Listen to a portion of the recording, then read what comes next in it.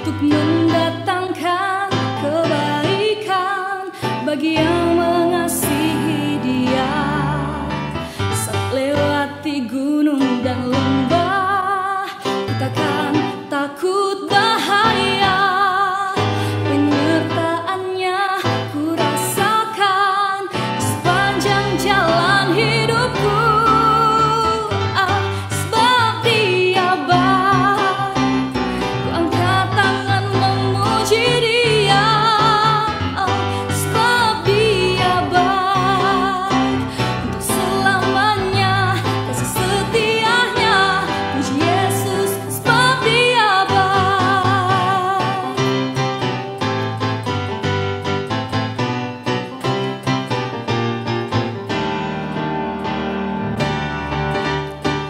Ku tahu Allah turut bekerja dalam segala perkara untuk mendatangkan kebaikan bagi yang mengasihi Dia. Saat lewati gunung dan lembah, ku takkan takut bahaya. Penyertaannya ku rasakan di sepanjang jalan hidupku. Sebab Dia baik, ku angkat tangan memuji Dia. Sebab Dia baik, untuk selamanya kasih setianya. Puji Yesus, sebab Dia baik. Sebab Dia baik, ku angkat tangan memuji Dia. Sebab Dia baik, untuk selamanya kasih setianya. Puji Yesus, sebab Dia baik, untuk selamanya kasih setianya. Puji Yesus, sebab Dia baik, untuk selamanya kasih setianya. Puji Yesus, sebab Dia baik.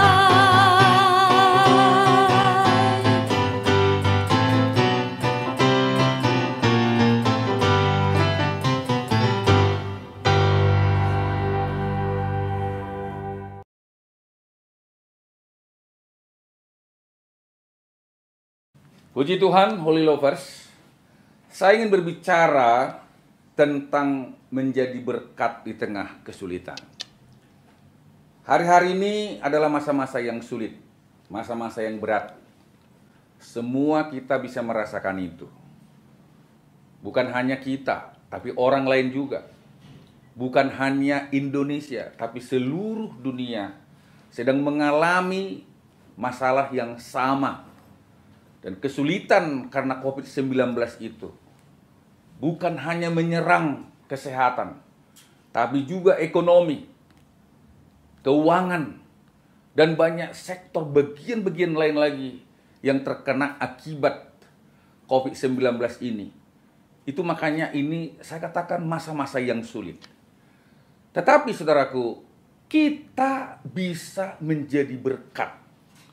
Nah, biasanya kalau dalam kesulitan, orang-orang akan selalu memproteksi diri, menimbun uangnya, lalu bila perlu mencari sumber-sumber keuangan. Supaya apa?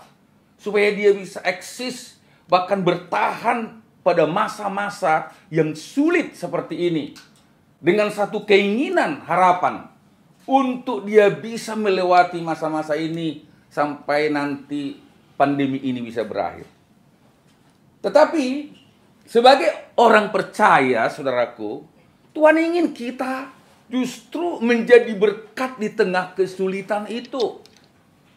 Kita ingin menjadi berkat, bukan justru hanya menerima, tapi justru memberi. Nah, coba kita lihat ayat ini, saudaraku, di dalam Yohanes 15 ayat 16. Dikatakan seperti ini. Bukan kamu yang memilih aku, tetapi akulah yang memilih kamu.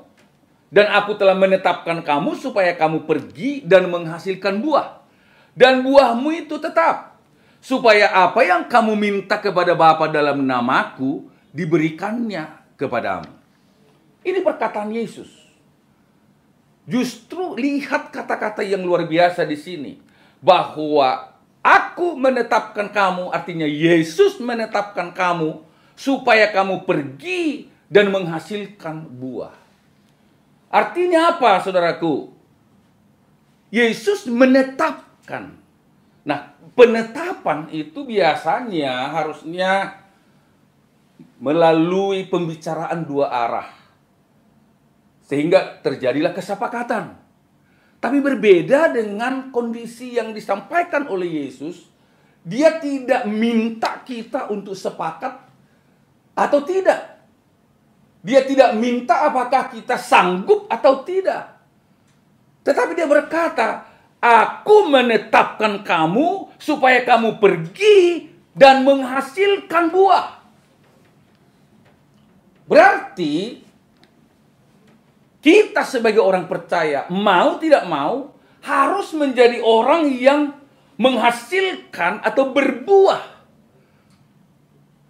Tidak menunggu musim, tidak menunggu kita sepakat atau nggak sepakat, tetapi kita harus berbuah kapanpun dan dimanapun. Jadi kalau orang yang berhasil yang sesuai dengan yang Tuhan inginkan dan harapkan adalah itu berbuah. Berarti kalau kamu tidak mampu berbuah, berarti kamu tidak sesuai dengan apa yang Tuhan kehendaki atas hidupmu. Percuma Tuhan menciptakan kamu. Percuma Tuhan menciptakan kita kalau kita tidak mampu berbuah. Nah, berikut, buah kehidupan kita adalah karakter kita. Di dalam Galatia 5, 22-23 itu sudah dijelaskan tentang buah roh. Artinya apa? Sebagai orang Kristen, sebagai orang percaya, kita harus ada kasih. Itu harus ada. Itu tidak melihat apakah kita lagi senang, lagi kondisi kita, lagi ada uang. Mau tidak mau ini harus menjadi satu gaya hidup dalam hidup kita, bahwa kita harus berbuah. Menghasilkan buah, yaitu pertama kasih.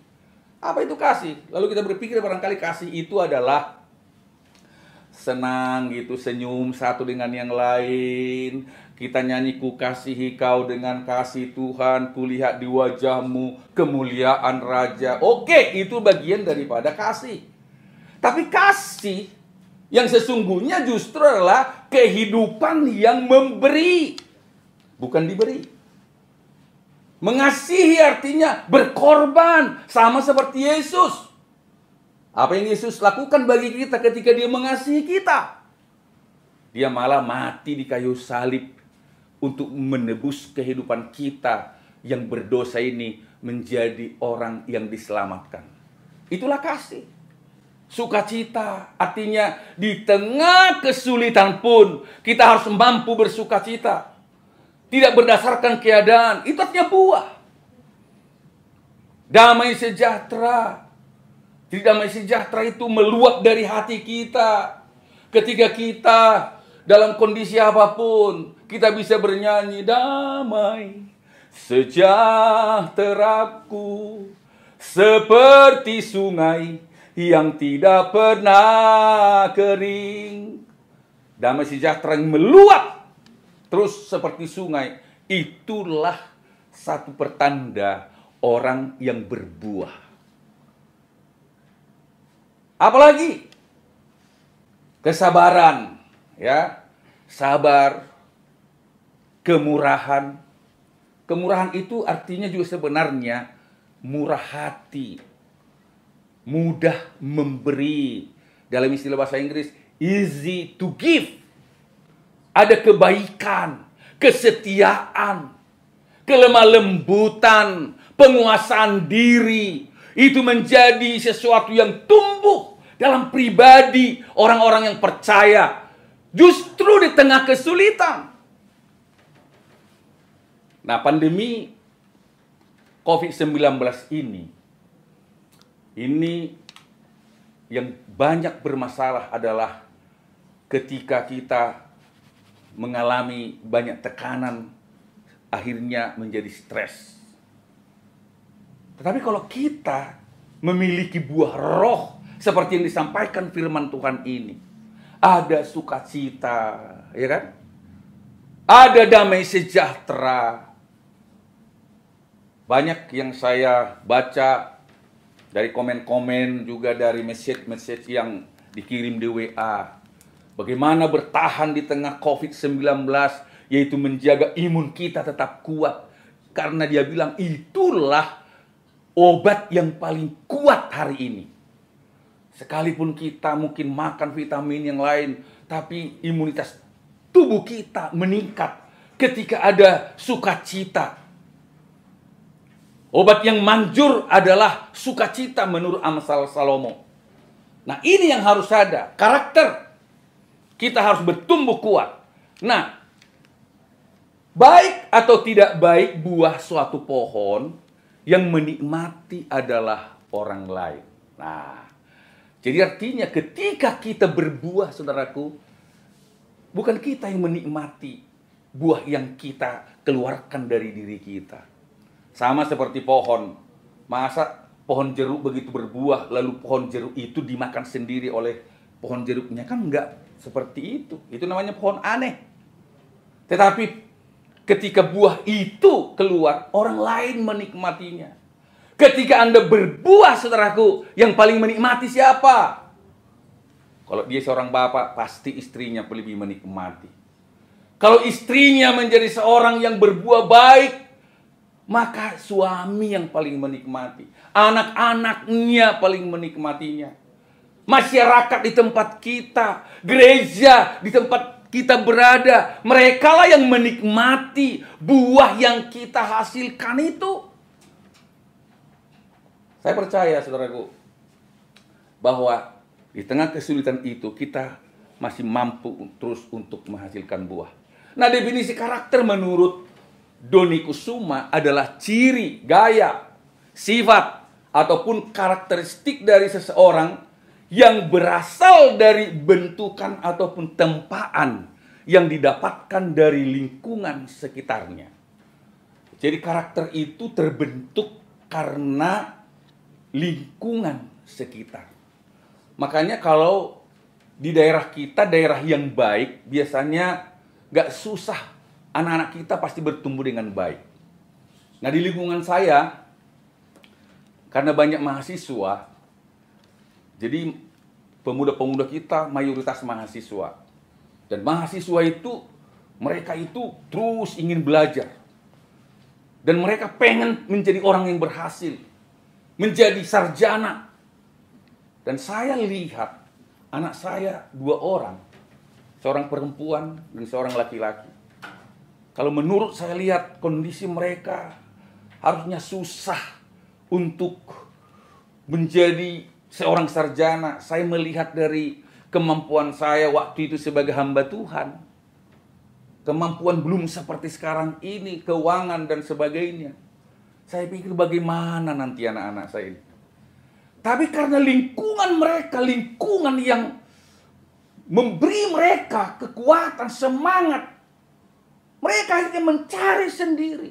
Mereka menjadi semangat untuk belajar, memperlengkapi diri mereka. Mereka ikut les, mereka belajar ke tempat lain terus. Tahu-tahu mereka masuk perguruan tinggi dan semua sekarang jadi sarjana. Nah, begitu luar biasanya faktor lingkungan itu membentuk kita. Ada juga memang yang mengatakan bahwa proses terbentuknya karakter dimulai dari sikap kita yang pertama. Sikap itu akan menimbulkan yang kedua adalah tindakan. Tindakan-tindakan ini lama-lama membangun kebiasaan. Nah, lama-lama kebiasaan ini jika terus dilakukan, nah inilah nanti menjadi karakter. Karena itu, saudaraku, ketika kita mulai bersikap, bersikaplah positif. Karena bisa juga nanti karakter kita menjadi karakter yang jelek.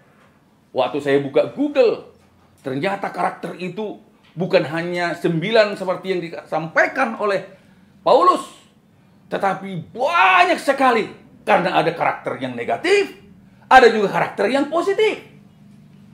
Nah, karena itu mulailah membiasakan diri di tahap awal membangun sikap dan karakter yang baik dalam kehidupan kita. Nah, yang terakhir, saudaraku, mengerti tujuan hidup kita, untuk apa kita diciptakan Tuhan. Nah, saudaraku, setiap orang harus menyadari bahwa hidupnya itu punya tujuan. Sama seperti pulpen saudara. Untuk apa pulpen itu? Untuk satu tujuan, menulis. Tapi begitu tujuannya tidak lagi sesuai harapan, walaupun pulpenmu itu harganya 1 juta mungkin, kalau nggak bisa nulis lagi, itu hanya akan ada di tempat sampah. Itulah kalau sampai tujuannya tidak sesuai dengan harapan. Tadi sudah dikatakan tujuan hidup kita apa? Nah, dalam Kejadian 12 ayat 2 dikatakan apa, saudaraku? Aku akan membuat engkau menjadi bangsa yang besar dan memberkati engkau serta membuat namamu masyhur, dan engkau akan menjadi berkat. Ini perkataan Tuhan kepada Abram ketika dia dipanggil dari Ur Kasdim yang akan disuruh pergi ke Kanaan. Dikatakan apa? Engkau akan menjadi berkat. Kita harus menjadi berkat di tengah-tengah kesulitan ini. Saya katakan tadi, di tengah kesulitan ini biasanya orang memproteksi diri. Tapi saya mau sampaikan, kita semua adalah orang-orang yang diberkati. Seberapa berkatmu pun hari ini. Ketika engkau melihat orang mungkin berkekurangan hari ini, jangan tutup mata. Ketika engkau dapat berkat sesuatu yang lebih, jangan engkau menganggap bahwa itu hanya untuk dirimu. Jangan ada berkat yang kau dapatkan hari ini. Sebenarnya Tuhan titipkan bagimu untuk kau sampaikan kepada orang lain.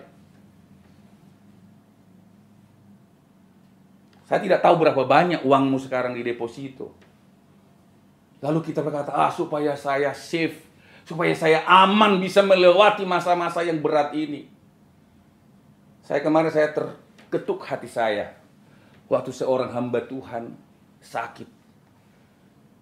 Dan saya katakan, kau ada uang nggak? Pas-pasan. Saya ngerti maksudnya itu. Artinya apa? Nggak ada sebenarnya uangnya.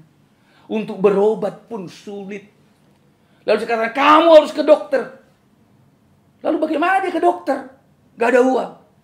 Saya nggak gitu banyak uang. Lalu saya bilang, kirimkan nomor rekeningmu. Saya transfer. Sampai mungkin 2 kali saya transfer uang.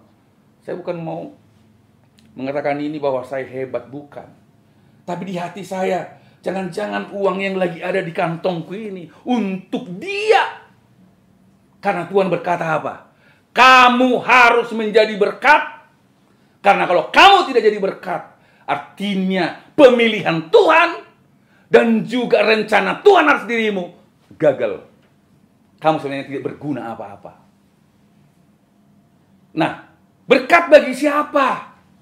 Bagi orang yang masih terhilang oleh dosa sekarang. Banyak orang yang putus asa karena banyak persoalan hari-hari ini. Dan Tuhan menuntut kita menjadi berkat. Nah, ada namanya Henry Crowell. Ini adalah pengusaha Quaker Oats. Ia sakit dan minta sama Tuhan, kalau ia sembuh, ia akan melayani Tuhan. Ia kemudian memutuskan untuk menjadi pengusaha. Doanya dijawab. Ia sembuh dan ia mendirikan perusahaan. Ia membayar perpuluhannya, bahkan hingga 70%. Dan ia hidup kelimpahan dari 30%-nya. Ini adalah orang-orang yang mau jadi berkat. Kalau mungkin dia berkata, perpuluhan kan cukup 10%. Nah, saya mau sampaikan perpuluhan itu standar minimal yang 10%. Tetapi bisa lebih, bisa. Sama seperti Bapak ini. Dari 30% aja pun hidupnya udah berkelimpahan. Coba bayangkan berapa banyak Tuhan kasih kepercayaan kepada dia. Dan lewat dia orang lain diberkati oleh Tuhan. Saudara mungkin pernah dengar juga dengan Mother Teresa. Dia pernah berkata, if you give what you do not need, it isn't giving. Kalau kamu memberikan apa yang sudah tidak kamu perlukan, itu bukanlah memberi. Mungkin ada orang ngumpul-ngumpul pakaian di rumah, tetapi karena sudah nggak pakai, cocok lagi, lalu dikirimnya kepada orang lain, seolah-olah dia merasa sudah memberi. Menurut Mother Teresa itu belum memberi. Kalau memberi, beri yang terbaik. Mother Teresa ini nggak punya harta apa-apa. Dia hidup di Kalkuta, India.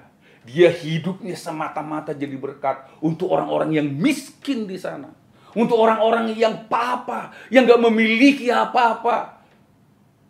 Orang pikir Mother Teresa ini pasti orang hebat, orang kaya, karena namanya tersohor di seluruh dunia. Lalu seorang wartawan dia pergi melihat tempat tinggalnya.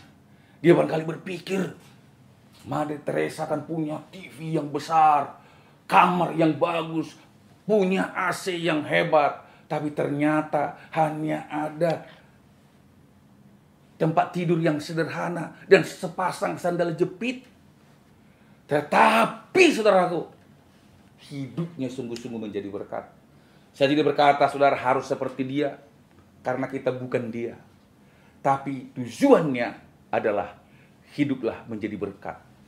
Mulai dari apa yang ada padamu. Pertama dimulai dari sikap hati kita. Amin saudaraku. Haleluya. Dan yang terakhir, seorang berkata apa? Being rich is not how much you have, but how much you give. Menjadi kaya bukanlah seberapa banyak yang Anda miliki, tapi seberapa banyak yang Anda berikan.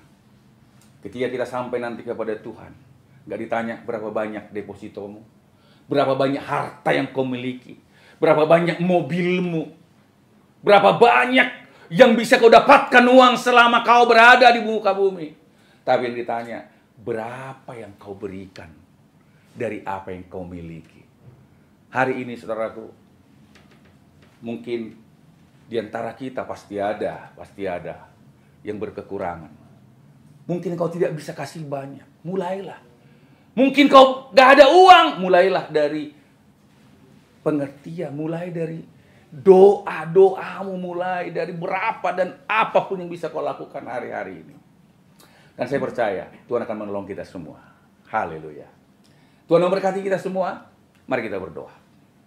Bapa Surgawi, terima kasih untuk firman-Mu. Biarlah firman tertanam kokoh kuat di hati kami. Setiap pendengar dia diberkati, dikuatkan, dan semangatnya diperbaharui hari ini. Jadikan kami jadi berkat di tengah kesulitan.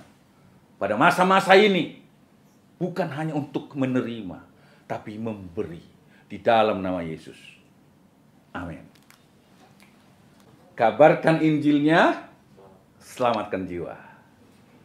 God bless you. Amin. Holy lovers, jangan lupa subscribe ya. Kalau masih merah, tekan subscribe-nya, like, dan komenlah ya. Di bawah ada tersedia untuk ruang komen dan share kepada teman-teman kita untuk mereka memperoleh berkat yang sama. Tuhan memberkati. Shalom. Untuk selamanya.